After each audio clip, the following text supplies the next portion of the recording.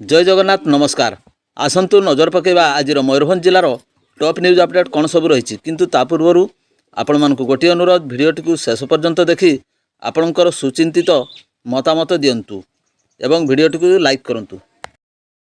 आज प्रथम खबर बैसिंगा माणती रास्तार पाटलीपुरा ठारे एक मोटरसाइकेल दुर्घटना दैनिक व्यक्ति गुरुतर आहत होगा घटना रविवार राति 11टार मामला रुजु कला बैसिंगा पुलिस। एतलाकारिणी बड़साई थाना अधीन चेंगुआ मंगलपुर ग्रामर लक्ष्मीप्रिया बेहरा अभियोग मुताबक तांकर स्वामी बसंत बेहरा और दियोर सहित मोटरसाइकेल जाऊथवा समय पाटलीपुरा ठारे दुर्घटनाग्रस्त होता।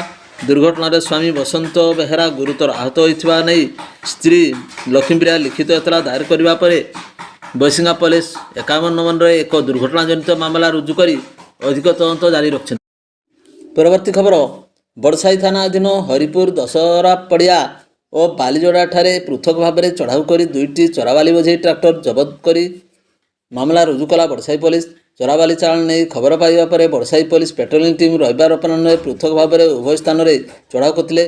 चढ़ाऊ समय हरिपुर दशहरा पड़िया प्रद्युम्न कुमार महंत नाम पंजीकृत ऑडी 11 AF 2058 एवं लता सिंह नाम पंजीकृत ऑडी 11Y 7536 नंबर विशिष्ट चोराबाली बोझे ट्रैक्टर को जबत कर थाना को अणा बाली चालाण नहीं कागजपत्र जांच पर रविवार राति 11टार 81 नंबर रे एवं 82 नंबर रे दुईटी पृथक मामला रुजु कर तदंत आरंभ कला बड़साई पुलिस। परवर्ती खबर पूर्णचंद्रपुर जाहिरा ठारे अनुष्ठित बाहाबंगारे जोग देले सुदाम मारांडी। मयूरभंज जिलार पूर्णचंद्रपुर स्थित जाहिरा ठारे आदिवासी बाहाबंगा पर्व अनुष्ठित होईछि। यही कार्यक्रम में दिवा 2 घटिका समय जोग देले बांगरीपोशीर पूर्वतन विधायक तथा पूर्वतन मंत्री श्री सुदाम मारांडी। श्री मारांडी यही कार्यक्रम में जोग दे मारांगुरु जाहिरा आयों आशीर्वाद ग्रहण करथिले। परवर्ती खबर सातकोशियाठारे वार्षिक फुटबॉल टूर्नामेंट उद्यापित जोग देले ब्लॉक अध्यक्षा। करंजिया निर्वाचन मंडली अंतर्गत सातकोशिया ग्राम पंचायतर बिरसामुंडा युवक संघ और जागाई साई एवं रेगड़ी साई मिलित अनुकूल्य अनुष्ठित द्वितीय फुटबॉल टूर्नामेंट संध्या 7 घटिका समय उद्यापित हो उद्यापनी उत्सव में मुख्य अतिथि भाव में ठाकुरमुंडा ब्लॉक अध्यक्षा श्रीमती सरोजिनी मुंडा जोग दे थिबा बेले कमिटी पक्षरु तांको स्वागत संबर्धना जणा जायतिला।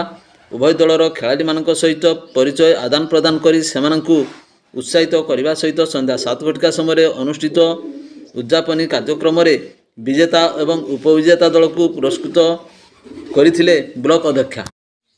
परवर्ती खबर स्थानीय जिला मुख्य चिकित्सालय चिकित्साधीन जड़े महिला शज्या निकटରେ ଥିବା ତାଙ୍କର 2 शिशु कन्या 2 वर्ष एवं 5 वर्ष को चोरी कर नेउଥିବା अभियोगरे टाउन थाना पुलिस अभियुक्त महिला को गिरफ्त करछि। एने थाना रे मामला रुजु होईछि। अभियुक्त महिला जनक राजगोविंदपुर थाना अंतर्गत तटापड़ा ग्रामर संध्याराणी महंत। स्थानीय 20 नंबर वार्ड सुनगड़िया निवासी शेख कमरुद्दीन को अभियोग अनुजाई तांको पत्नी को दुर्बलतार जगु बारिपदा मुख्य चिकित्सालय भर्ती कराइथिला। 2 शिशुकन्या सहित से मध्य पत्नी को शज्या निकट रही किंतु राति 11टार पाखापाखि कौन कारण अल्प समय बाहर को जाई फेरी आसला बेलू तांकर 2 शिशुकन्या सेठारे नथिले। से एवं तांको संपर्कीय डाक्तरखाना परिसर खोजाखोजी करथिले। डाक्तरखाना चतुर्थ महला पाहाचरे जैनिक महिला 2 वर्षर शिशुकन्या को काखई थिबा सहित कांदुथिबा 5 वर्षर शिशुकन्या को टाणी टाणी नेउथिबा लोके देखथिबा कहिथिले। लोके 2 शिशुकन्या को उद्धार कर महिला को डाक्तरखाना फांडी रे जिमा देथिले।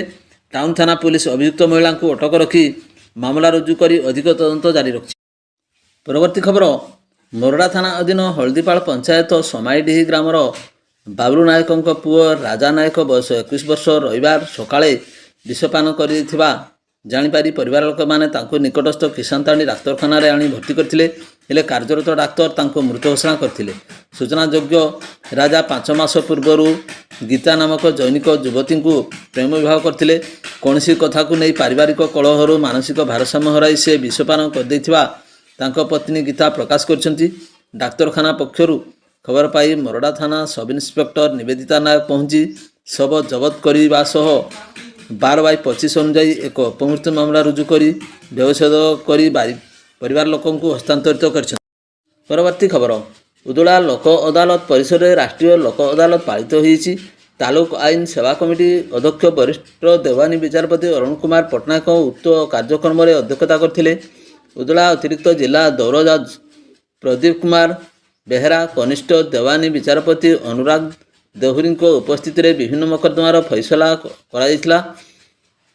212ଟି ଫୌଜଦାରୀ ମକଦ୍ଦମାର 90,000 ଟଙ୍କା ଜରିମାନା ଆଦାୟ କରାଯାଇଥିଲା। ଅତିରିକ୍ତ ଜିଲ୍ଲା ଦୌର ଜଜ୍ଙ୍କ ଅଦାଲତରୁ 3ଟି ଦେୱାନୀ ମକଦ୍ଦମା, ବରିଷ୍ଠ ଦେୱାନୀ ଅଦାଲତରୁ 7ଟି ମକଦ୍ଦମା ଏବଂ କନିଷ୍ଠ ଦେୱାନୀ ବିଚାରପତିଙ୍କ ଅଦାଲତରୁ 2ଟି ମକଦ୍ଦମା ଆପସ ଫଇସଲା କରାଯାଇଥିଲା। ସମୁଦାୟ 204ଟି ମକଦ୍ଦମାର ଫଇସଲା ହୋଇଥିବା ପ୍ରକାଶ। ପରବର୍ତ୍ତୀ ଖବର, ଖୁଣ୍ଟା ବଜାର ବ୍ଲକ ଛକ ନିକଟରେ କାର ବାଇକ୍ ମଧ୍ୟରେ ଦୁର୍ଘଟଣା ଘଟି ବାଇକ୍ ଚାଳକ ଧନାପନା ଗ୍ରାମର ସନ୍ତୋଷ ଦାସ ବୟସ 30 ବର୍ଷ ଗୁରୁତର ଆହତ ହୋଇଛନ୍ତି। ରବିବାର ଖୁଣ୍ଟା ସାପ୍ତାହିକ ହାଟ ଥିଲା। ଏକ ଫୋର୍ଡ କାର ଥାନା ଛକ ଦିଗରେ ଯାଉଥିବା ବେଳେ ବାଇକ୍ ଚାଳକ ବିପରୀତ ଦିଗରେ ଯାଉଥିଲା। ଉଭୟଙ୍କ ମଧ୍ୟରେ ଧକ୍କା ହେବାରୁ କାରର ସମ୍ମୁଖ ଚକ ଫାଟି ଯାଇଥିଲା। ବାଇକ୍ ଚାଳକଙ୍କ ମୁଣ୍ଡ ଫାଟି ଯାଇଥିବା ବେଳେ ତାଙ୍କୁ ଖୁଣ୍ଟା ଡାକ୍ତରଖାନାରେ ଭର୍ତ୍ତି କରାଯାଇଥିଲା। ପୁଲିସ ଘଟଣାସ୍ଥଳରେ ପହଞ୍ଚି ଉଭୟ ଗାଡ଼ିକୁ ଜବତ କରି ଅନୁସନ୍ଧାନ ଜାରି ରଖିଛି। ବଜାର ନିକଟରେ ଦ୍ରୁତ ଗାଡ଼ି ଚାଳନା ଯୋଗୁଁ ଅଧିକାଂଶ ସମୟରେ ଛୋଟ ବଡ଼ ଦୁର୍ଘଟଣା ଘଟୁଛି ବୋଲି ସ୍ଥାନୀୟ ଲୋକମାନେ ପ୍ରକାଶ କରିଛନ୍ତି। ପରବର୍ତ୍ତୀ ଖବର, ମରଡ଼ା ଥାନା ଅଧିକାରୀ ସତ୍ୟନାରାୟଣ ବଳକ ବଦଳି ସୁଳିଆପଦା ଥାନାକୁ ହୋଇଥିବା ବେଳେ ତାଙ୍କ ବଦଳରେ ନୂତନ ଥାନା ଅଧିକାରୀ ଭାବରେ ସୁମିତ କୁମାର ସୋରେନ ରବିବାର କାର୍ଯ୍ୟରେ ଯୋଗଦାନ କରିଛନ୍ତି। ପୂର୍ବରୁ ସେ ବାରିପଦା ଟାଉନ ଥାନା ଅଧିକାରୀ ଭାବେ କାର୍ଯ୍ୟ କରିଛନ୍ତି।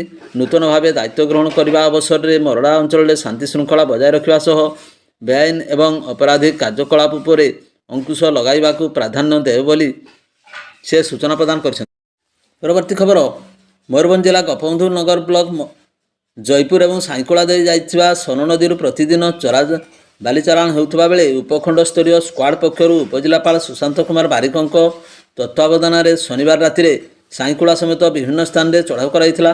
ସାଇଁକୁଳା ପଞ୍ଚାୟତ ଚିରାଥଳି ନିକଟରେ ଏକ ଟ୍ରକ୍ ଜବତ କରି କୁଆମରା ଫାଣ୍ଡିରେ ଅଟକ ରଖିଛନ୍ତି। ସେହିଭଳି ବଡ଼ସାହି ଥାନା ଗମ୍ଭାରିଆରୁ ବାଲି ନେଇ ଯାଉଥିବା ବେଳେ ରାଣୀବାନ୍ଧ ପଞ୍ଚାୟତ ଦାମୋଦରପୁର ଠାରେ ଅନ୍ୟ ଏକ ଟ୍ରକ୍ ଜବତ କରାଯାଇଛି।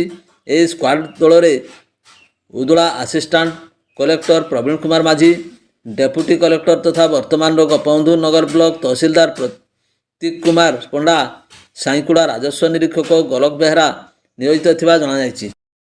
ପରବର୍ତ୍ତୀ ଖବର, ବାଙ୍ଗିରିପୋଷି ଅଞ୍ଚଳରେ ଲଘୁ ଖଣିଜ ଦ୍ରବ୍ୟର ଚୋରାଚାଲାଣ ବଢ଼ିଥିବା ବେଳେ ସରକାରୀ ଲକ୍ଷ ଲକ୍ଷ ଟଙ୍କା ରାଜସ୍ୱ ହରାଉଛନ୍ତି ଏବଂ ମାଫିଆମାନେ ମାଲାମାଲ ହେଉଛନ୍ତି। ବାଲି ମାଫିଆମାନେ ବୁଢ଼ାବଳଙ୍ଗ, କତରା, ସୁବର୍ଣ୍ଣରେଖା ନଦୀରୁ ବେଆଇନ ଭାବେ ବାଲି ଚାଲାଣ କରୁଛନ୍ତି। ଟ୍ରିପ୍ ବାଲି କିଛି ଅସାଧୁ କର୍ମଚାରୀଙ୍କ ଛତ୍ରଛାୟା ତଳେ ବିଭିନ୍ନ ସ୍ଥାନକୁ ଚାଲାଣ ହେଉଥିବା ଖବର ପ୍ରଶାସନ ପାଖରେ ପହଞ୍ଚିବା ପରେ ପ୍ରଶାସନ ତତ୍ପର ହୋଇଉଠିଛି। ବେନିୟମ ବାଲି ଚାଲାଣକାରୀଙ୍କୁ ସାବାଡ଼ କରିବା ପାଇଁ ଡେରିରେ ହେଲେ ମଧ୍ୟ ସରକାରଙ୍କ ନିର୍ଦ୍ଦେଶ ମତେ ବ୍ଲକ ସ୍ତରୀୟ ଟାସ୍କଫୋର୍ସ ଗଠନ ହୋଇଛି। ମାଇନିଂ ଅଫିସର ଉଦୟ ଭାନୁ ସାହୁ, ତହସିଲଦାର ରଘୁନାଥ ଟୁଡୁ, ଥାନା ଅଧିକାରୀ ବୀରେନ୍ଦ୍ର କୁମାର ସେନାପତି, ରେଞ୍ଜର ମହେଶ୍ୱର ସିଂ ପ୍ରମୁଖଙ୍କୁ ନେଇ ଏକ ବ୍ଲକ ସ୍ତରୀୟ କମିଟି ଗଠିତ ହୋଇଛି। ଏହି କମିଟି ବିଭିନ୍ନ ସ୍ଥାନରେ ଆତର୍କିତ ଚଢ଼ାଉ କରିବେ ବୋଲି ପ୍ରକାଶ। ପରବର୍ତ୍ତୀ ଖବର, ଜଙ୍ଗଲ ପରିବେଶ ଏବଂ ଜଳବାୟୁ ପରିବର୍ତ୍ତନ ଏବଂ ଶ୍ରମ କର୍ମଚାରୀ ରାଜ୍ୟ ବୀମା ବିଭାଗ ମନ୍ତ୍ରୀ ଗଣେଶରାମ ସିଂ ଖୁଣ୍ଟିଆଙ୍କ ଦ୍ୱାରା ଜୟପୁର ବ୍ଲକ କାର୍ଯ୍ୟାଳୟ ପରିସରରେ ମୁଖ୍ୟମନ୍ତ୍ରୀ ସ୍ୱତନ୍ତ୍ର ଅନୁଦାନ ପାଣ୍ଠିରୁ 2024-25 ଆର୍ଥିକ ବର୍ଷର କାର୍ଯ୍ୟକାରୀ ହେବାକୁ ଥିବା ବିଭିନ୍ନ ପ୍ରକଳ୍ପର ଶିଳାନ୍ୟାସ କରାଯାଇଛି। ଏହି ଯୋଜନାରେ 17ଟି ପ୍ରକଳ୍ପ ପାଇଁ 73 ଲକ୍ଷ ଟଙ୍କା ମଞ୍ଜୁର ହୋଇଛି। ଏହା ବ୍ୟତୀତ ଯଶପୁର ସ୍ଥିତ ଶିମିଳିପାଳ ଭବନର ପଛ ପାଖରେ ଖଇରୀ ଭଣ୍ଡନ ନଦୀ କୂଳକୁ ଲାଗି ସ୍ୱତନ୍ତ୍ର ଉନ୍ନୟନ ପରିଷଦ ଦ୍ୱାରା ନିର୍ମିତ ହୋ ସମାଜର ଗୋଷ୍ଠୀ ଗୃହକୁ ମଧ୍ୟ ଶ୍ରୀ ଖୁଣ୍ଟିଆ ଉଦ୍ଘାଟନ କରିଥିଲେ। ଏହା ସହିତ ବାଥୁଡ଼ି ସମ୍ପ୍ରଦାୟର 18 ଦେଉଳ ଭବନର ନୂତନ ପାଚେରୀ ନିର୍ମାଣ ପାଇଁ ଶିଳାନ୍ୟାସ କରିଥିଲେ। ମୁଖ୍ୟମନ୍ତ୍ରୀ ସ୍ୱତନ୍ତ୍ର ସହାୟତା ପାଣ୍ଠିରୁ ମଞ୍ଜୁର ହୋଇଥିବା ବିଭିନ୍ନ ପ୍ରକଳ୍ପ ଗୁଡ଼ିକ ହେଲା ଯଶପୁର ଦବାଡ଼ିଆ 18 ଦେଉଳ ଭବନର ପାଚେରୀ ନିର୍ମାଣ, ଏକତାଳି ପଞ୍ଚାୟତର ସୁନାପଶିରେ ମେଟାଲିଂ ରାସ୍ତା ନିର୍ମାଣ, ବୁରୁଗଡ଼ିଆ ପଞ୍ଚାୟତର ଗୁରାଲଟାଣ୍ଡି ଗାଁରେ କଂକ୍ରିଟ ରାସ୍ତା ନିର୍ମାଣ, ଜାମୁକେଶ୍ୱର ପଞ୍ଚାୟତର ଜାମଦାସାହିରେ କଂକ୍ରିଟ ରାସ୍ତା ନିର୍ମାଣ, ବାଉଁଶନଳୀରେ ଗୋଷ୍ଠୀ ସ୍ୱାସ୍ଥ୍ୟ କେନ୍ଦ୍ର ନିର୍ମାଣ, ସିଙ୍ଗାରପୁରରେ ବଡ଼ାମଶାଳ ଗୋଷ୍ଠୀ କେନ୍ଦ୍ର ନିର୍ମାଣ ଇତ୍ୟାଦି ରହିଛି। ଭିଡ଼ିଓଟିକୁ ଶେଷ ପର୍ଯ୍ୟନ୍ତ ଦେଖିଥିବାରୁ ଆପଣଙ୍କୁ ଅଶେଷ ଧନ୍ୟବାଦ।